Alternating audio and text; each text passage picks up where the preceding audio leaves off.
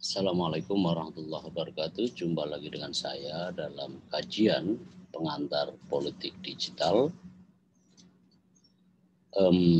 Mata kuliah ini akan membahas mengenai bagaimana bekerjanya politik digital dalam arus modernitas yang seperti kita lakoni sekarang ini. Di bab 5 saya akan hantarkan kajian mengenai mobilisasi engagement, keterlibatan maupun partisipasi dalam politik. Ada 3 materi: political mobilization, political engagement, dan political participation. Yang pertama dulu, konsep dasar demokrasi digital itu memuat 3 isu konsepsional dasar. Artinya bahwa mobilisasi, keterlibatan, dan partisipasi itu adalah 3 konsep dasar yang dikenal dalam politik digital. Utamanya adalah demokrasi digital. Kita akan bahas yang pertama dulu, mobilisasi politik. Mobilisasi itu berkenaan dengan aktivitas dengan maksud untuk mendorong, memotivasi massa partisipan yang terorganisasi maupun yang tidak terorganisasi dalam mengekspresikan diri mereka sendiri dan untuk bertindak politik tertentu guna mencapai tujuan politik. Konsep mobilisasi ini, saudara-saudara, berangkat dari satu pengertian bahwa seseorang dan atau sekelompok orang menggerakkan sumber daya yang dimilikinya dengan maksud untuk mencapai tujuan politiknya itu. Mobilisasi juga berarti penguasaan terhadap sumber daya di bidang atau hal ihwal sumber kekuatan politik yang ada. Konsep dasarnya begitu ya dalam mobilisasi. Seorang ilmuwan politik, Pak Robert Dahl, itu merumuskan mengenai sumber daya politik. Sumber daya politik itu sesungguhnya adalah seluruh hal, ya, termasuk di dalamnya adalah uang, reputasi, status hukum, modal sosial, dan juga pengetahuan dan hal-hal di sekitarnya atau hal-hal sejenisnya yang memiliki nilai atau dapat digunakan untuk mencapai tujuan politik. Itu adalah sumber daya politik dalam pengertian Profesor Robert Dahl. Perspektif sumber daya politik menurut Pak Dahl ini terdiri atas distributional perspektif,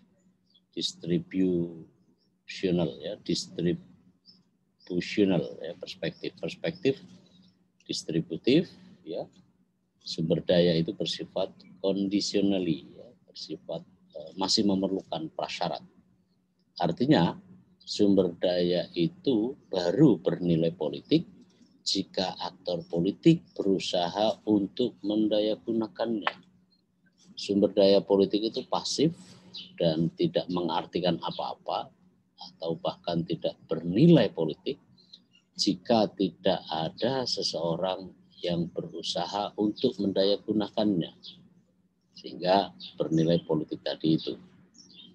Bagaimana cara mendayagunakan sumber daya sehingga bernilai politik? Nah, perspektif ini menawarkan cara mendistribusikan alokasi nilai politik melalui instrumen-instrumen, bisa struktural. Struktural adalah kedudukan seseorang di dalam struktur tertentu, misalnya struktur atas, struktur sedang, menengah, dan atau struktur bawah. Nah, posisi itu yang menjadi sesuatu yang bernilai. Struktur jika tidak digunakan maka juga tidak punya nilai apapun. Fungsional. fungsional lebih menunjuk pada bagaimana satu jabatan, satu status ya itu memiliki makna fungsi. Fungsi dalam pengertian berfungsi. Fungsi jika dilakukan maka itulah peranan. Nah, tugas seorang yang memiliki jabatan di dalam struktur, nah itu melakukan fungsionalisasi. Orang yang tidak punya jabatan sekalipun jika mampu memfungsionalkan dirinya sebagai cara untuk mendayagunakan sumber daya, maka itu adalah bisa. Selebih dari itu, apakah seseorang ya punya perilaku yang pada akhirnya memperoleh dalam jumlah yang bahkan sedikit maupun dalam jumlah banyak, ya tentu bersifat kumulatif, ya, supaya warga dan unit-unit politik di dalamnya mengikuti atas apa yang diinginkan oleh mereka yang mendistribusikan alokasi nilai politik melalui sumber daya yang digenggamnya, yang dimilikinya. Dengan mendayagunakan potensi struktural, fungsional, behavioral, seorang aktor politik memengaruhi dalam pengambilan keputusan.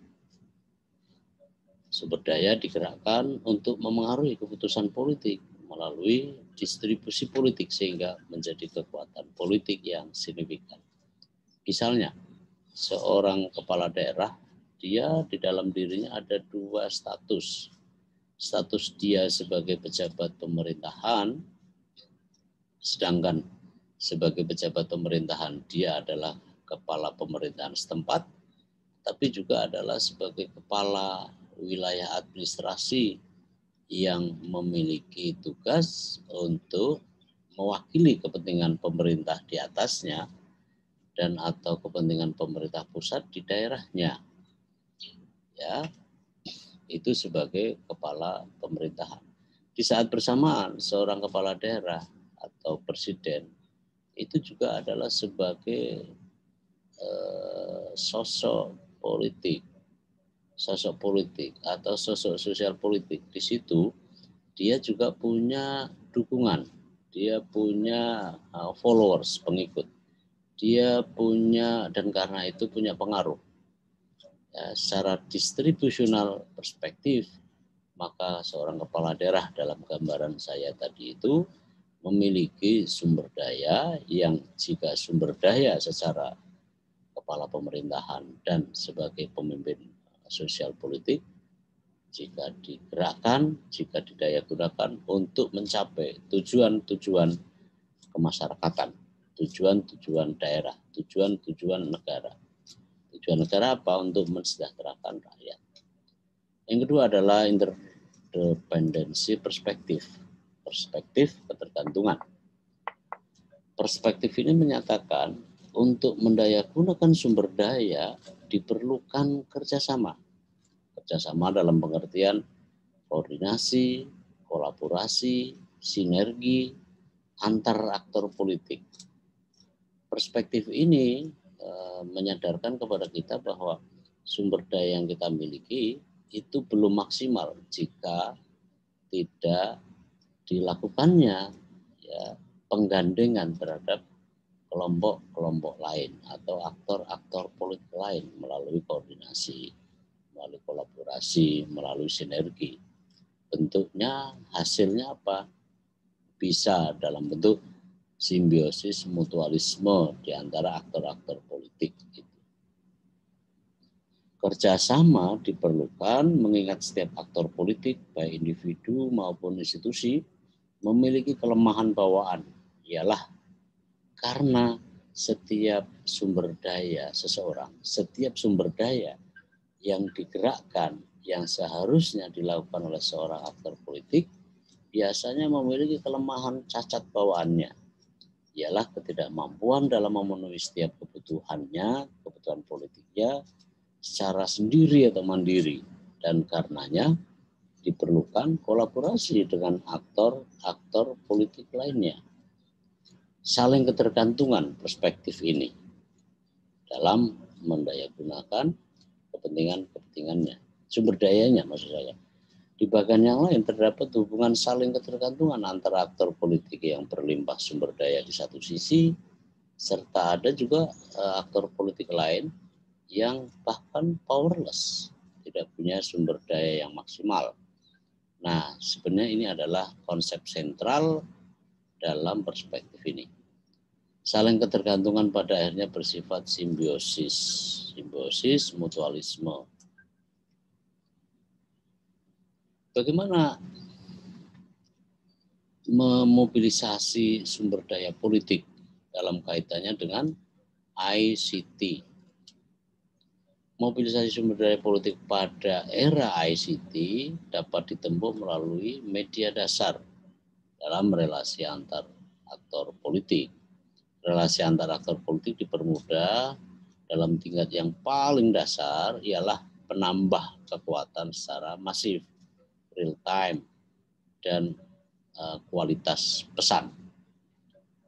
Kemajuan ICT memengaruhi cara kerja demokrasi dengan memengaruhi mobilisasi dan kampanye politik, memperkuat polarisasi politik, mengubah alat pemerintahan, dan bahkan dapat berpotensi mengancam kelangsungan rezim otoriter jika hendak mau dilakukannya. Perbedaan bentuk mobilisasi politik yang bersifat konvensional, artinya praktek tanpa menggunakan platform digital, dan maupun non-konvensional, ya, artinya menggunakan sumber daya tadi adalah perbedaan dalam dimensi media. Saudara-saudara, mobilisasi politik di dunia demokrasi digital mengandung beberapa dimensi, bahwa aktivitas politik di internet mendorong perluasan media ekspresi bagi para aktor politik untuk bermain. Arena permainan politik meluas, ya, tidak mengenal yang jika semula medan politiknya terbatas oleh jarak dan waktu, maka melalui media digital tidak lagi dikenal adanya batas waktu dan tempat yang pada ujung-ujungnya sebenarnya itu adalah bagian dari usaha untuk meningkatkan partisipasi politik. Arena permainan tidak dibatasi hanya segelintir kalangan, sebagaimana dapat ditemukan, dapat dialami, dapat ditempuh melalui segelintir kalangan. Namun, dalam digital demokrasi digital itu akhirnya tidak terbatas, tidak elitis, seperti yang ditemukan dalam ICT. Namun memungkinkan setiap aktor politik, individual, institusional secara lebih leluasa memainkan peran-perannya dalam berdemokrasi melalui pemanfaatan perangkat-perangkat untuk bermain politik. Jika diyakini bahwa setiap individu dari warga negara adalah unit politik tersendiri, ini setiap individu ya yang menyadari bahwa dirinya adalah unit politik sendiri, maka dalam ruang bermain para aktor politik dalam demokrasi digital, mereka dapat berpartisipasi tanpa dibatasi oleh ruang dan waktu. Sewaktu-waktu mereka membahas kehidupan politik, kapanpun mereka kendaki, dimanapun mereka kendaki. Salah satu hal yang pasti bahwa di dalam era digital, ruang dan waktu sangatlah nisbi, bahkan dapat dikesampingkan. Media sosial yang beragam dalam demokrasi digital memberi kesempatan kepada warga negara dan otoritas kekuasaan untuk meningkatkan, mengambil peran-peran yang tidak terbayangkan sebelumnya. Ya, karena pada era digital ini makin nyata adanya. Ya, itu adalah dimensi-dimensi mobilisasi politik di dalam dunia demokrasi digital. Nah, saudara-saudara, saya ingin sampaikan perbedaan demokrasi profan dan demokrasi digital. Demokrasi profan yang saya maksud adalah demokrasi fana, sebagaimana kita alami di dunia nyata. Demokrasi konvensional, sama artinya begitu, dan apa yang bisa kita bicarakan terkait demokrasi profan, demokrasi konvensional. Lalu saya akan bandingkan dengan demokrasi digital. Kita perlawankan dua konsep itu secara masing-masing. Mari kita lihat. Konsep demokrasi profan adalah demokrasi yang biasa kita pahami sebagaimana teori dari Abraham Lincoln, bahwa demokrasi adalah dari rakyat, oleh rakyat, dan untuk rakyat. Itu demokrasi profan, demokrasi, pengertian demokrasi secara konvensional. Apakah demikian juga dalam demokrasi digital? Mari kita lihat. Konsep dari rakyat, oleh rakyat, dan untuk rakyat melalui dunia maya. Di sini ada perpindahan dimensi sebagai beralihnya dari dimensi konvensional ke dimensi non-konvensional, dalam arti adalah dunia maya, dunia platform digital. Yang kedua, demokrasi dalam pengertian profan itu dipraktekkan melalui institusi resmi, institusi formal sebagai aktor dominan. Seperti kita tahu, terlebih di negara berkembang dan negara miskin, bahwa aktor utama biasanya adalah aktor negara, state actors. Aktor negara, aktor pemerintahan, aktor resmi, biasa kalau mereka adalah dominan. Itu demokrasi dalam pengertian profan. Dalam pengertian demokrasi digital, demokrasi memang tanpa mengesampingkan peranan-peranan institusi maupun aktor-aktor resmi, tapi juga menguatkan peran-peran aktor non-negara.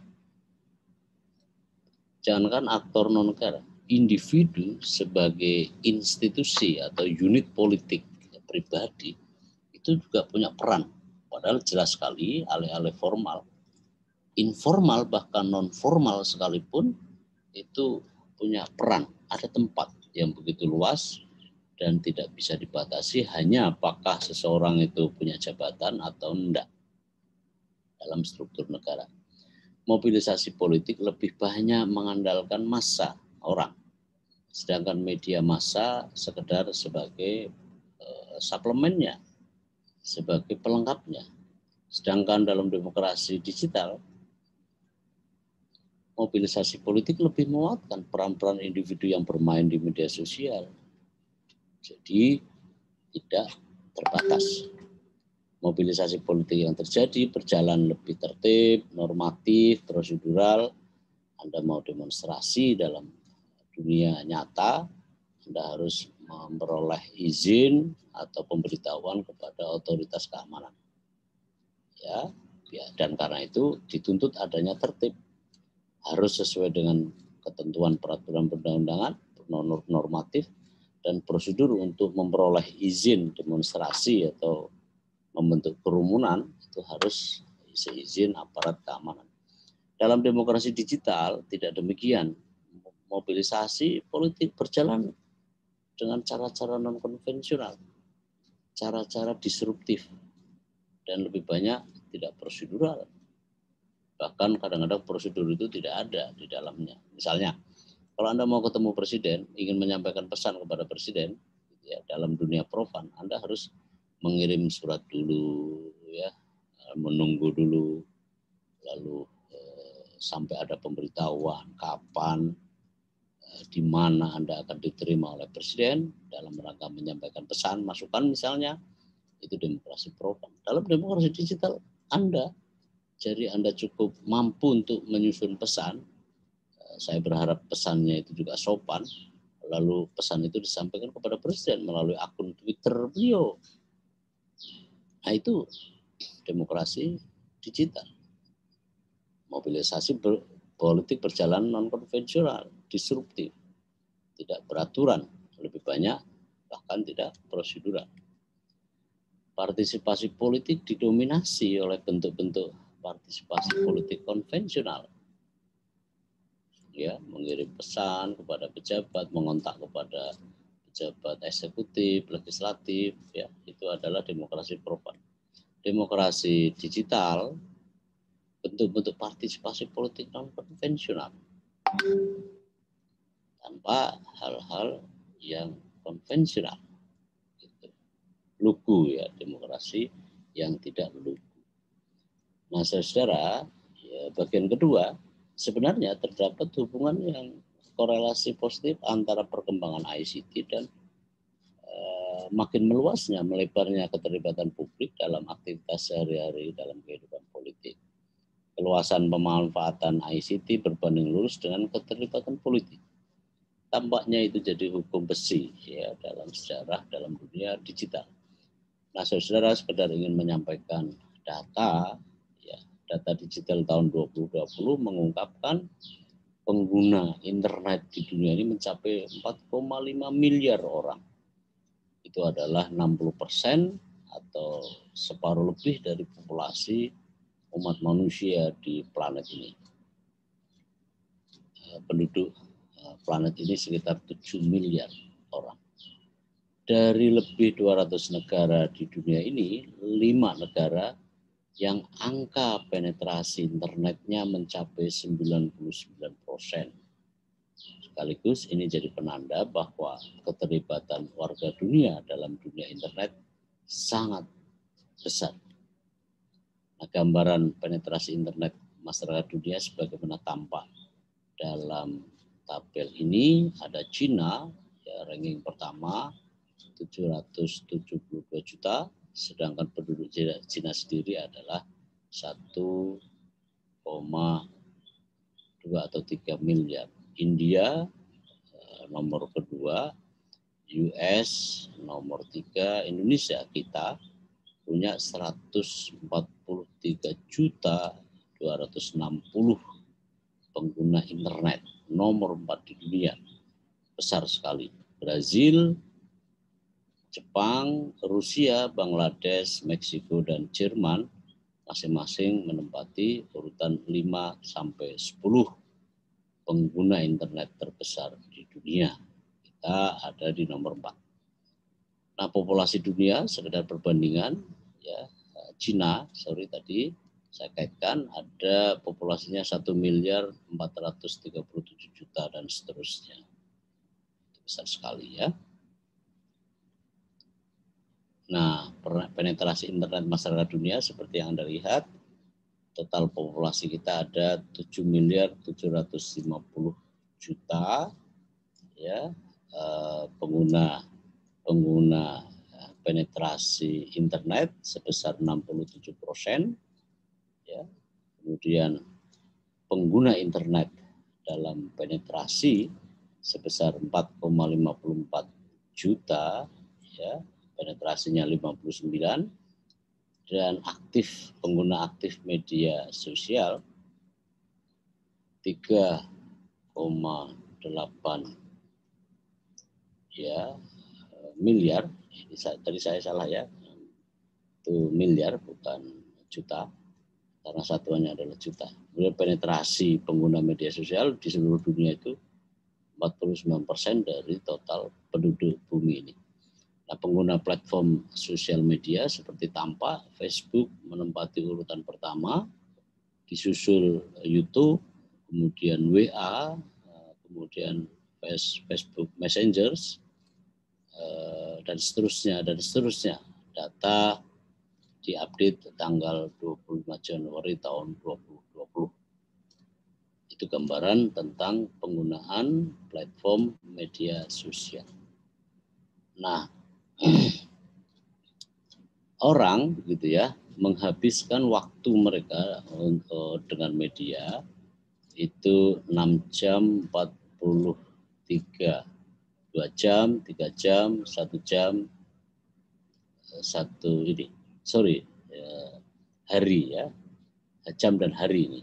Penggunaan internet, penggunaan sosial media, penggunaan menonton televisi, ya, mendengarkan musik streaming, layanan musik streaming, menggunakan games, ya, itu ada di layar monitor kita. 6 hari ya, 6 jam, 6 hari ya, dalam satuan-satuan yang sudah ada sebagaimana tabel atau infografis yang saya sampaikan ini. Dan seterusnya ya, peluang influencer brands ya itu sangat masih juga besar gitu ya, dan seterusnya. Indonesia salah satu negara pengakses internet tertinggi dunia. Jumlah orang Indonesia ya sebagai negara yang terletak di wilayah Asia Pasifik mempunyai 4,3 miliar total penduduk kawasan ini. Separuh lebih populasi tersebut ialah 56% atau 2,42 miliar diantaranya telah berpenetrasi dengan akses internet. Indonesia adalah bagian dari 4,3 miliar total populasi di dunia. Lalu sekitar 2,14 miliar penduduk dunia telah menggunakan media sosial. Nah, ini dia sekedar gambaran mengenai social media advertising audience profile. Ya, ukurannya adalah pada usia, ya usia antara 13 sampai 17 tahun, usia 18 sampai 24 tahun, 25 sampai 34 tahun, 35 sampai 44, 45 dan seterusnya sebagaimana dapat dilihat. Untuk yang tanda merah itu adalah laki-laki, untuk yang bertanda orange adalah perempuan. Beragam jenis dan ragam platform dunia maya mendorong makin luasnya penetrasi publik ke dalam dunia politik. Meluaskan keterlibatan publik dalam politik, akhirnya ya begitu besarnya platform penetrasi ke dunia maya mengharuskan secara berbanding lurus meluaskan political engagement ya, publik dalam kehidupan dunia maya. Tentu dan karena itulah kemudian meluaskan peran-peran aktor politik untuk terlibat dalam kehidupan politik. Nah, ini gambaran mengenai media yang dikutip dari Drone Emprit tahun 2020. Silakan kalau Anda ingin mendalami lebih lanjut bisa pelajari sendiri. Nah, dalam Khazanah Ilmu Politik, analisis keterlibatan politik terdiri atas dua levelitas. Pertama, level makro, individual engagement and the internet, gitu ya. Level pertama itu analisis berangkat dari asumsi bahwa manusia secara individual adalah unit politik tersendiri. Individu dengan kesadaran tinggi sesungguhnya memiliki kekuatan untuk memobilisasi. Individu sebagai unit politik memiliki potensi besar untuk diberdayakan. Untuk mencapai sebagai penggerak sosial, seorang individu terlebih dahulu harus terlihat potensial di mata khalayak, di mata pengikutnya, followers. Tantangan terbesar dalam soal ini adalah bagaimana menjelaskan ketidakberdayaan per individu di tengah-tengah kehidupan politik. Contoh dalam pemilu misalnya, individu sebagai pemilih yang sering diidentikan dengan apatisme dan sinisme dalam politik. Maka level mikro dalam analisis ini adalah untuk bagaimana mengetahui, memahami dorongan mereka untuk hadir dan memberikan suaranya di TPS. Tim kampanye atau parpol melakukan metode kampanye pun banking misalnya. Ya kan, mass mailing and canvassing campaign. Contoh-contoh bagaimana cara-cara kreatif yang harus dilakukan oleh seorang individu pada level mikro untuk berkampanye maupun mendayagunakan keterlibatannya. sentral pemikiran keterlibatan politik individu juga menuntut, sudah barang pasti, akan kesadaran, akan kapasitas, akan kemampuan mendayagunakan seluruh potensi politik yang ada dan mengubahkannya menjadi kekuatan pengaruh dalam pengambilan keputusan politik. Itu adalah perspektif analisis individual dalam keterlibatan di dunia internet.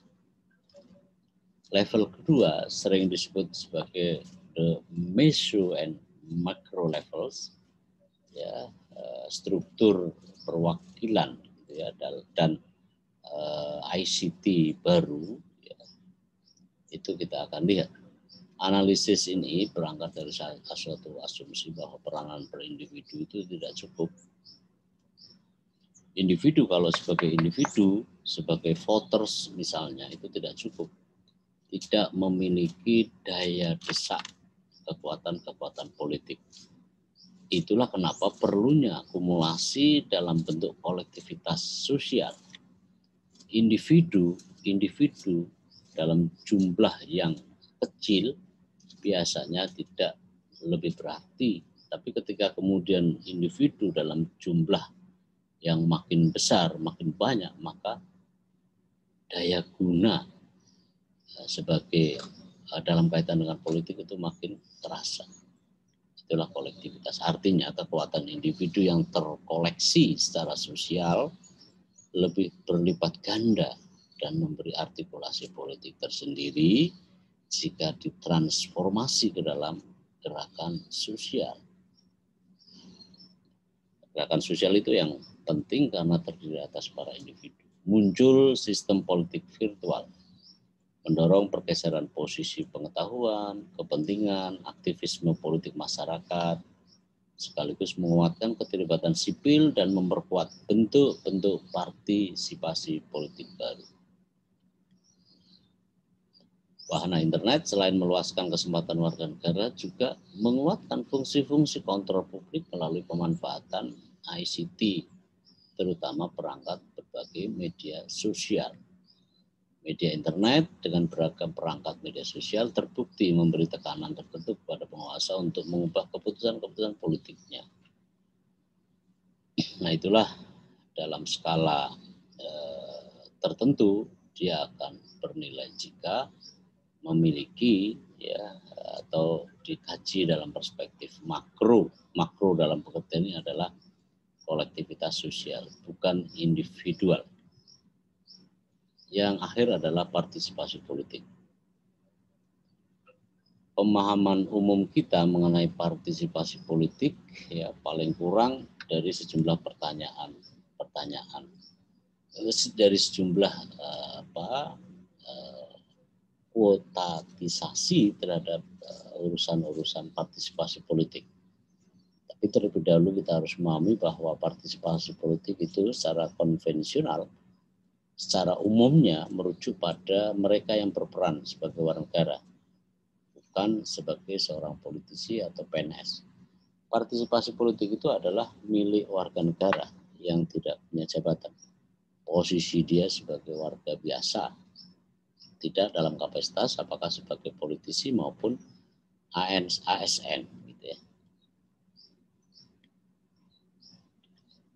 Partisipasi politik dipahami sebagai aktivitas, tindakan maupun hal-hal lain yang bukanlah dia sekedar menonton TV misalnya atau merasa ingin tahu tentang politik.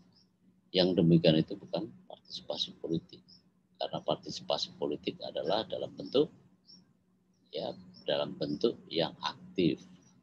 Partisipasi politik itu harus bersifat voluntary, tidak diperintah oleh kelas penguasa atau diwajibkan menurut hukum. Itu namanya mobilisasi.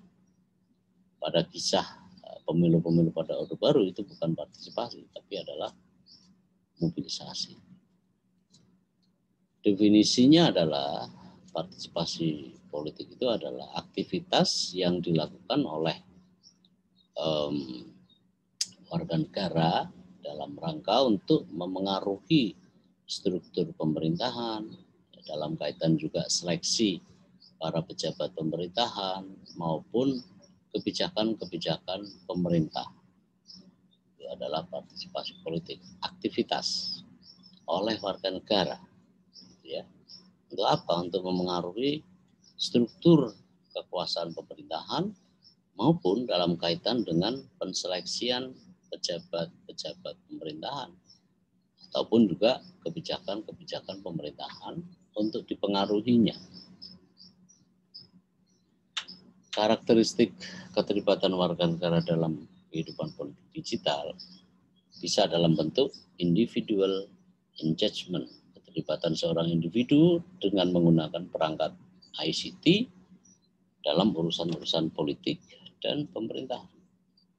Collective engagement, ya, keterlibatan sekelompok orang yang kita sebut sebagai netizen menggunakan perangkat ICT terlibat dalam urusan politik dan pemerintahan. Yang ketiga adalah political and governance issues, menyangkut keterlibatan itu dalam urusan pemerintahan dan atau politik tadi. Yang keempat, boundaries of the political system. Ruang lingkup partisipasi politik adalah keterlibatan warga negara dalam batas-batas sistem politik atau demarkasi wilayah dalam ruang lingkup sistem politik atau bahkan di luar sistem politik. Ada batasan-batasannya. Nah, model dari media sosial dan political engagement seperti tampak dalam bagian seperti yang Anda bisa lihat.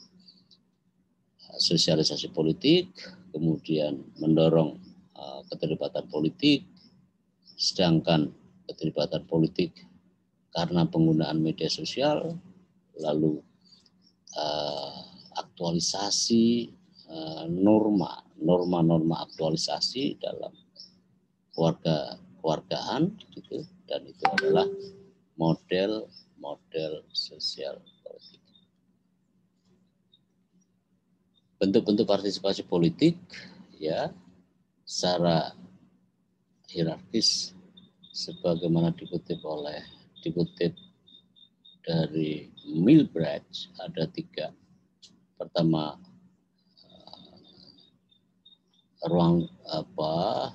kategori gladiators activities, lalu transitional activities maupun spectators activities. Untuk yang pertama kategorinya itu masuk contributing time in campaign, ya, sumbangan waktu, ya,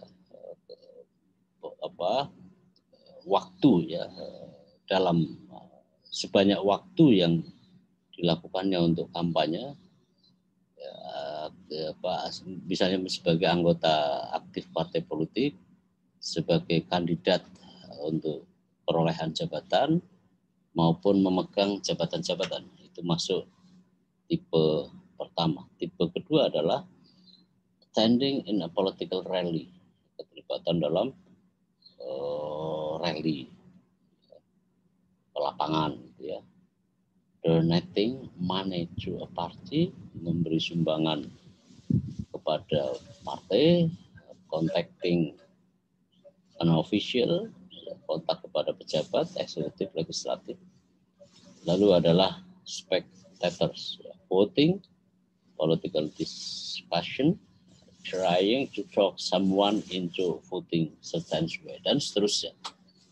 Ini adalah political participation, ya, konseptualisasi dalam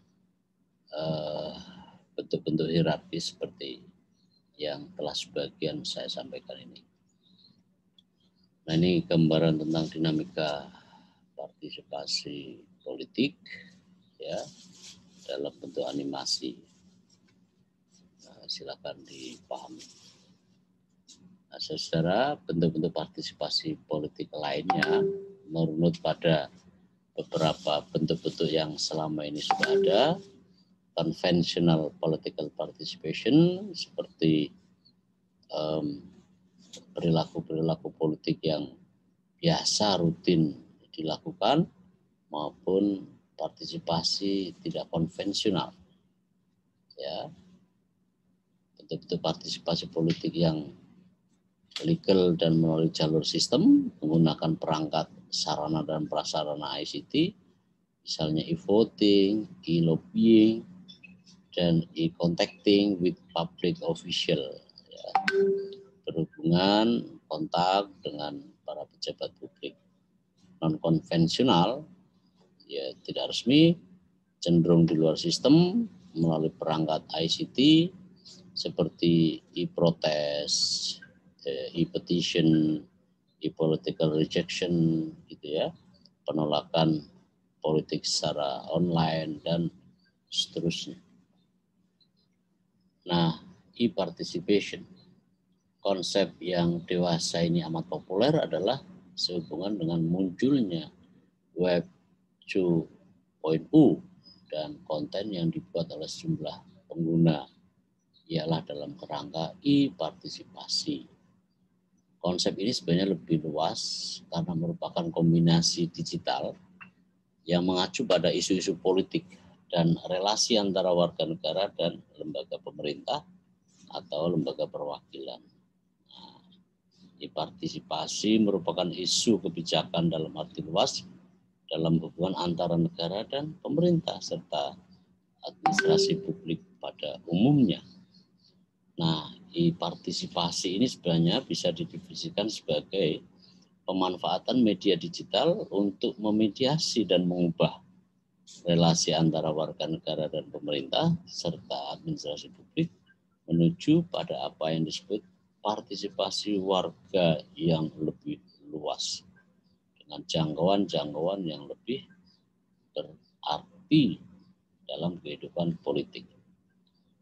Nah,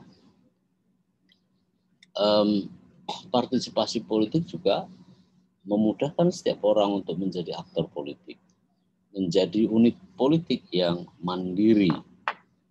Dalam partisipasi politik itu peran aktor dapat dijalankan kapanpun dan dimanapun mereka kehendaki. Sedangkan penguasa bisa berhadapan dengan aktor-aktor politik yang tidak terbatas secara institusional, bukan pejabat, bukan siapa-siapa, tetapi juga bisa bersebandingkan dengan individu tertentu. Partisipasi politik yang melimpah dalam waktu cepat dan sewaktu-waktu memengaruhi persepsi publik terhadap penguasa. Dan akhirnya bahwa institusi-institusi politik dalam situasi ledakan partisipasi terdegradasi secara signifikan jika tidak kuat di dalam menghadapi seluruh kekuatan melalui partisipasi politik. Selain yang bersifat konvensional, bisa juga tidak konvensional. Itu sangat tidak potensi untuk mendegradasi terhadap seluruh proses yang terjadi. Nah, saudara, ini variasi-variasi bentuk dari partisipasi politik dalam era digital. Pertama, dalam partisipasi politik melalui media sosial, sebagai halnya melalui Facebook misalnya. Misalnya sharing pendapat tentang topik-topik kehidupan sosial maupun politik di Facebook, di dinding Facebook, wall Facebook. Bergabung dalam grup ya, di Facebook maupun istilahnya dukungan terhadap hal-hal yang sangat terbatas, tapi masih membicarakan hal-hal yang bersifat sosial politik. Sebagaimana kita bisa gabung, ya, like maupun gabung ke dalam Facebook group. Berikutnya, partisipasi politik dalam bentuk online lainnya.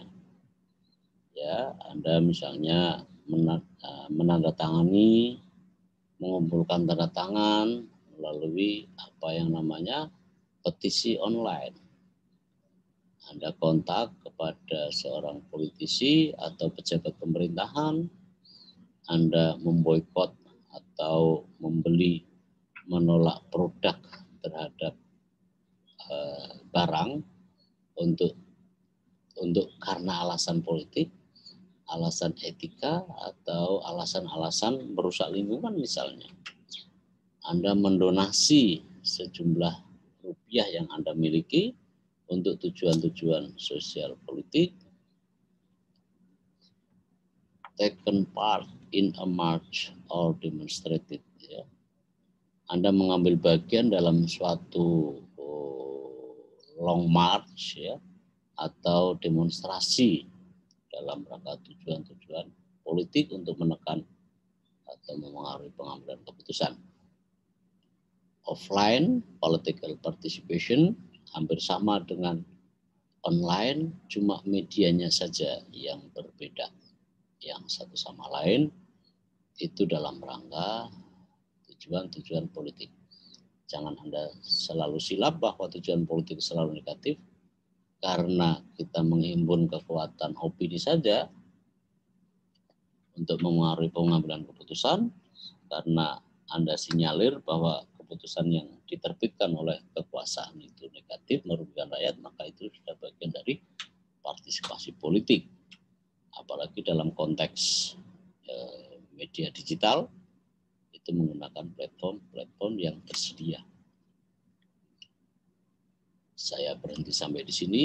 Saya ingin ingatkan bahwa mengutip materi ini harus menyebutkan sumbernya, dan itu adalah bagian dari etika akademis yang kita junjung setinggi mungkin dalam dunia yang kita lakoni.